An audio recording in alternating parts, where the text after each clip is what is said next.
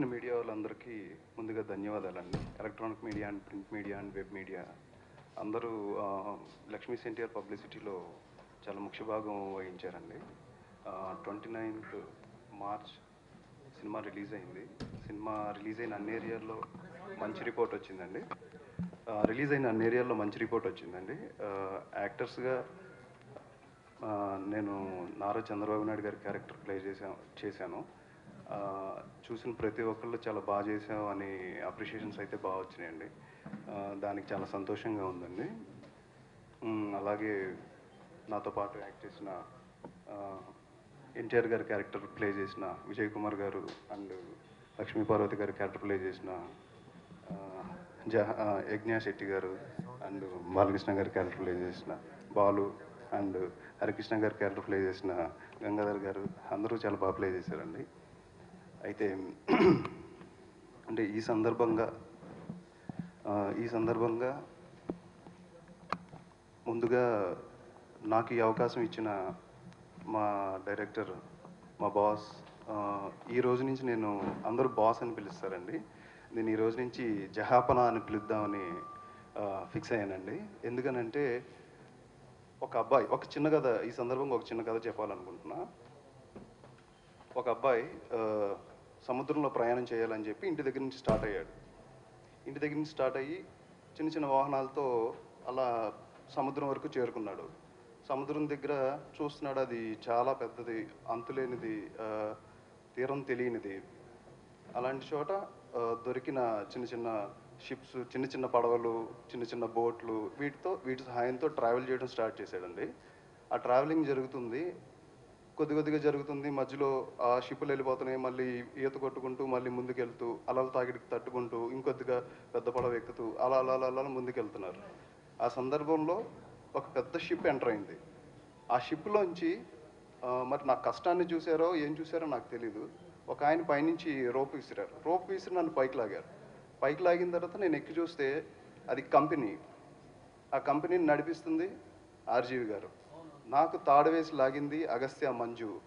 నాకు ఈ అవకాశం రావడానికి అతి ప్రధాన కారణం వంగవీటిలో దేవినేని నెహ్రూ గారి పాత్ర చేసిన అండ్ ఇప్పుడు లక్ష్మీస్ ఎన్టీఆర్లో నారా చంద్రబాబు నాయుడు గారి పాత్ర చేసిన ఈ రెండు పాత్రలకి నాకు ప్రధాన అవకాశం రావడానికి మంజు అన్న. అందుకే హీజ్ మై బ్రదర్. నాకు ఎల్డర్ బ్రదర్ ఎవరైనా ఉంటే నేను అగస్త్య మంజుని డెఫినెట్గా నా ఎల్డర్ బ్రదర్ కింద నేను స్వీకరిస్తానండి.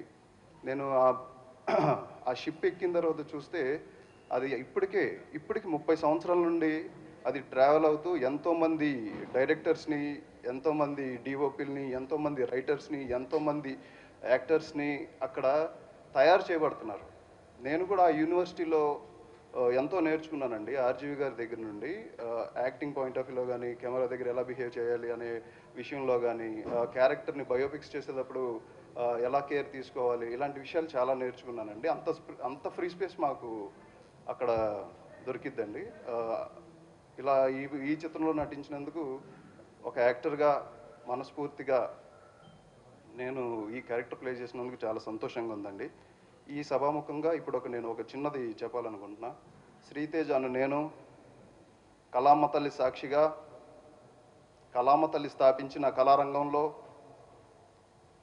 నేను ఏ పాత్ర చేసినా ఖచ్చితంగా 100% అంతఃకరణ శుద్ధితో దర్శకులకు, నిర్మాతకులకు, ప్రేక్షకులకు, ప్రతి ఒక్కళ్ళకి నేను నా పాత్ర ద్వారా 100% న్యాయం చేస్తానని కళామ తల్లి సాక్షిగా సభాముఖంగా తెలియజేస్తున్నానండి. నాకు ఈ అవకాశం ఇచ్చినందుకు థ్యాంక్ యూ వెరీ మచ్ అండి. యాక్చువల్గా December 6th, 2018 నా లైఫ్లో ఒక మెమరబుల్ డే అండి. ఆ రోజు సావిత్రి గారి బర్త్డే అంటారు. నేను మొన్న ఒక ఇంటర్వ్యూలో ఇస్తే నాకు వాళ్ళు చెప్పారు ఆ డేట్ గురించి, నేను ఎస్పెషల్లీ చెప్తుంటే ఆ డేట్ నా లైఫ్లో చాలా స్ట్రాంగ్ డేట్ అండి. ఆ రోజు నుంచి నేను చంద్రబాబు నాయుడు గారి పిక్స్ దాదాపు ఒక 1000 పిక్స్ కలెక్ట్ చేసి ఉంటాను. 1000 పిక్స్ కలెక్ట్ చేశా. నేను మార్నింగ్ లేచిన దగ్గర నుంచి నేను నిద్రపోయే వరకు నాకు ఆయన తప్ప నాకు ఇంకా వేరే ప్రపంచం తెలియదు. నాకు నా ఫ్యామిలీ కూడా తెలియదు. నేను చేసే పాత్ర నేను కాకూడదు. నేను ఏదైతే యాక్ట్ చేస్తున్నానో ఆ పాత్రే కనిపించాలన్న తాపత్రయంతో చాలా వర్క్ చేశానండి. బాడీ లాంగ్వేజ్ కానీ, వాకింగ్ స్టైల్ కానీ, లేకపోతే లుక్స్ కానీ, మేనరిజమ్స్ కానీ, ఇంకా నాకు వేరే ప్రపంచం తెలియదు. చాలా